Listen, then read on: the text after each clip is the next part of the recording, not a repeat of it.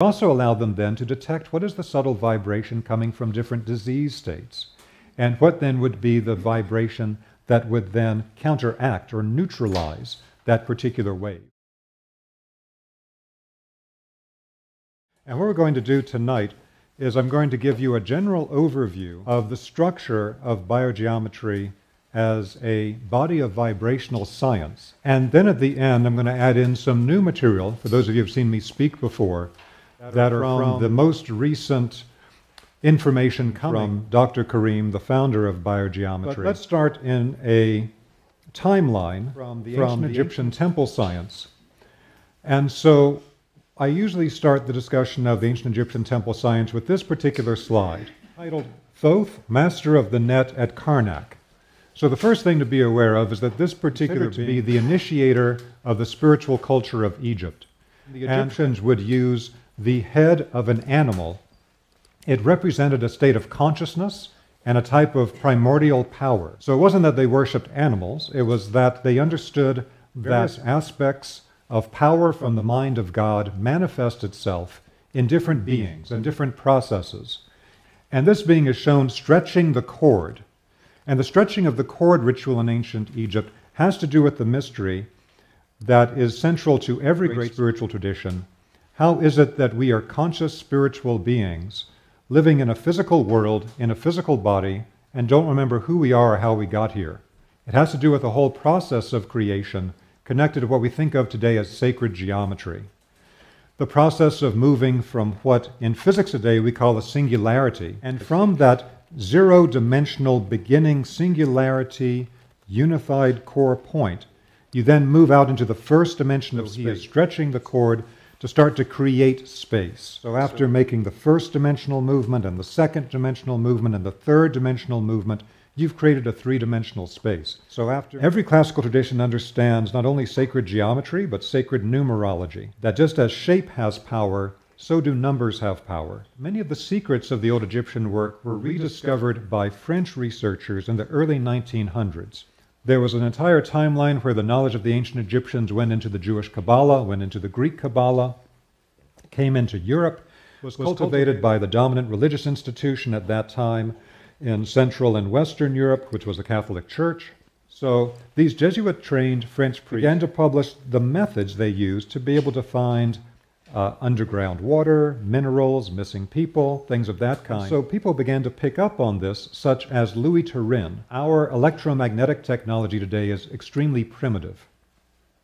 He knew that our modern radio wave technology needed to pick up invisible waves that you would never know existed if you did not have an instrument to detect it. He also understood that even with our modern technology, we're only picking up the grossest level of waves, what Nikola Tesla referred to as retarded Hertzian waves. And there are other classes of waves that affect living beings all the time that our equipment cannot pick up. And he found in the writing of the Jesuit-trained French priest the key that he needed to be able to directly detect and differentiate these other subtle waves.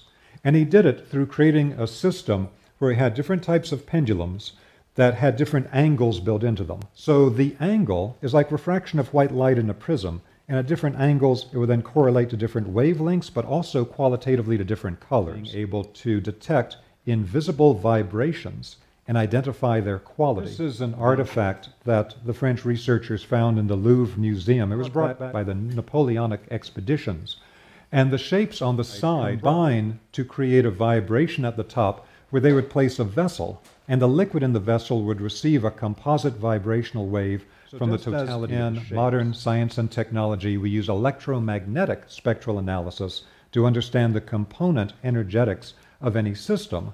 So this can be done at a vibrational level with much more subtle energy. Color is only one way that a vibration can manifest. It can manifest in the scale of sound as a tone. It can manifest in the scale of shape as a particular geometric form. By testing the vibrations within the system, they could test water quality, for example. Would allow them to find out if it contained various types of harmful pathogens or if it was drinkable. There would be different vibrational waves for dangerous chemicals than if there were dangerous bacteria, for example. It also allowed them then to detect what is the subtle vibration coming from different disease states, and what then would be the vibration that would then counteract or neutralize that particular wave. The ray of illness and the curative ray.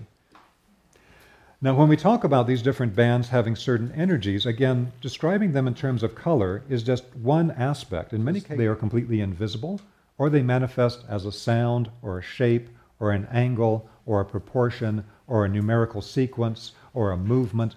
They don't necessarily manifest as a color, but they could manifest as a color in lighter pigment. Let's say we use the orange band described by the French. The orange band could be found in natural substances and things like frankincense. Frankincense oil is full of the orange band. It doesn't look orange, but that's not the point of it. The vibrational quality is that of the orange band. You'd have to be able to test it to know that. But what does the orange band do? It stimulates the lungs, it clears the kidney and bladder. One of the powers of orange is to purge energies. Energizes the thyroid, relieves muscle cramps and spasms, etc. At an energetic level, it purges, loosens, eliminates, cleanses. It overcomes depression, discontent, fear. At the spiritual level, it was used by ancient initiates to help a person at the time of death to extract the spirit from the physical body. So when they would use frankincense, they knew in the ancient traditions that when you applied it to a person's third eye center or to their crown, it would force a purging of the energy out of these centers, and then that center could then become active. But there's another vibration that is hidden inside of frankincense. In addition to the orange band vibration, there's also the gold vibration actually allows the spiritual potential, the seed that's inside the energy centers, to begin to ripen and come forward. Now, the most mysterious of the vibrations is what they call negative green. It's an invisible wave, almost never visible. Here's one of the great secrets of ancient Egypt and other old traditions, connected to the Shakti concept of the Himalayan tradition. And what it actually does is it is the carrier wave that sends all the other energy. Inside the physical body actually moves the energy from one location to another, makes the organs work. It is what conducts the energy in the energy meridians of the body, like the acupuncture meridians from the Chinese tradition. It is the foundation of sexual energy and vitality in the body. At the emotional and mental level, it breaks down resistance, opening up the blocked psychological aspects of a person to open to massive shifts in one's life and bring subconscious blockages into awareness. At the spiritual level, it actually conducts the energy from higher plane levels into the human physical body. And the more spiritual activity a person does, blessing, prayer, meditation, etc., the stronger this vibration is from their energetic field. It's only been the last couple of 100 years that modern science and medicine has only focused on the physical plane. Before that, every classical tradition focused on the level of vital life force and higher consciousness above the physical, and they manipulated those energies to be able to do things on the physical plane. They actually worked at the causative level above the physical that actually gives rise to the physical level. Today we manipulate the physical directly, the physical and the electromagnetic. There's often a confusion about vital life force being electromagnetic energy, and I don't believe that's actually the case. I think the best solution to this was given by the great Rosicrucian teacher Rudolf Steiner, where he described the way that the vital life force, which is the foundation of every classical scientific and healing system, is at a level above the physical and is like what was referred to as scalar waves by Nikola Tesla.